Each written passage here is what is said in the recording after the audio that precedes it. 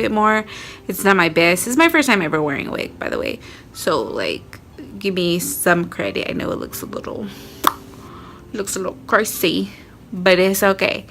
I kind of like it. I feel like I could go blonde.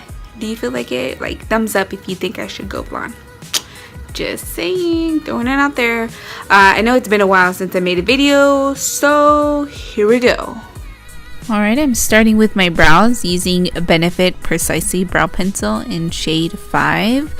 I actually haven't showed me doing my brows in a while just because my routine hasn't changed until recently. I just picked up this pencil from Benefit. I actually really like it. The shade color matches pretty good, you know, the color I usually go for. The only thing I would say is because it's so thin, you know, because it's supposed to be precise, is that, you know, when you're rushing like I do doing my makeup, you kind of forget little patches. So the only thing I would suggest when using this product is using an actual brow powder, just to cover up the little patches that you might have missed. And I carved out my brows, but I did want to go ahead and focus on me blending that area in, right where the eye and the nose meets. Just remember to blend in that part, just because whenever you put your foundation on in your brows but you forget that little space, sometimes it can look a little crazy, and you might look like you're wearing a mask. So just remember to blend that part in, just so you don't look like you're missing patches of skin. Here I'm using the, what is this, Becca Matte Skin Shine Proof Foundation. Ugh, that's a long ass name, in the color Buff. This foundation, I have mixed feelings about it. I don't know if it was the foundation itself. I did use their primer, the matching primer that goes with it, and moisturize, but it was just really patchy. I didn't like it. Here I'm just putting concealer on, blending it, and I'm setting it. I wasn't planning on baking, but this happened. And here I'm using the Cover FX translucent powder. It's alright. I mean, it feels the same as my Coty Airspun powder, so yeah. Using the Cheek Parade palette. Oh my god, it smells so good. You don't even know. And I'm just using the Hoola bronzer. And I'm just going to go ahead and contour the nose. I'm really enjoying their Hoola light bronzer. The lighter one that they just came out with. I like to use that one to contour my nose. Make sure you get in there nice and deep, like right there. Don't want to look all crazy. Here I'm using also their new blush, California. And finally, onto highlighter. I'm using the Jaclyn Hill Champagne Pop. I know I'm really late to the party, but I actually really love it. It's really nice, the type of gold I like for my skin type. And here I'm using the ColourPop Mars liquid lipstick. Just make sure you're careful with this liquid lip, just because you can, if you overdo it, then it just comes out ugly. And I'm setting my base with the Urban Decay De-Slick setting spray.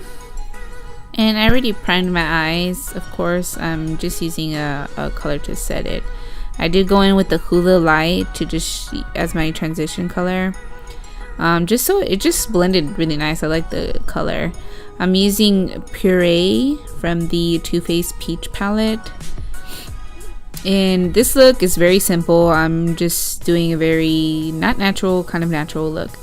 I'm putting Nectar on the eyelid, and as you can see, you know, Nectar's not very pigmented, but it just has a nice little glow to it, and that's what I liked about it.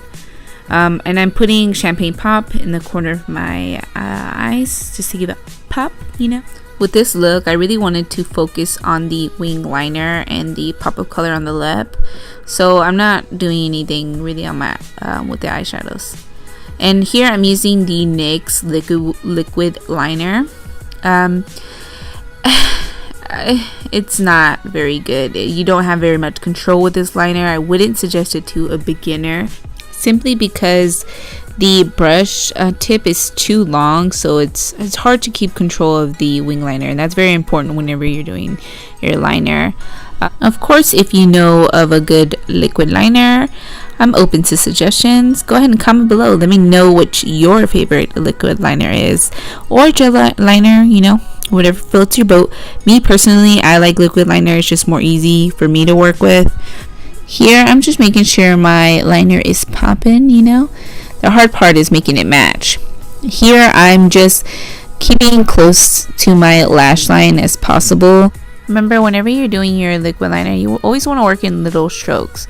I always like to start off at the very end and then work my way in. And when I start doing the wing, I work my way in from the eye outwards, so it gives it a nice flick. And I make a little triangle, bring it forward, and then I just color in my little box or triangle that I made. And whenever you're doing your liquid liner, just remember to keep looking up just to make sure your line is straight and it matches your eye line, because no eye shape is the same, so the way I do my liquid liner might be different for you. And I went ahead and curled my lashes and putting mascara on. I'm using the L'Oreal Voluminous mascara. I don't know. And I did show my lashes that I used. I used the LA Colors Drama Lash, and I doubled them up with the Ardell 113s. And I'm using a Comedone extract there to do my lashes.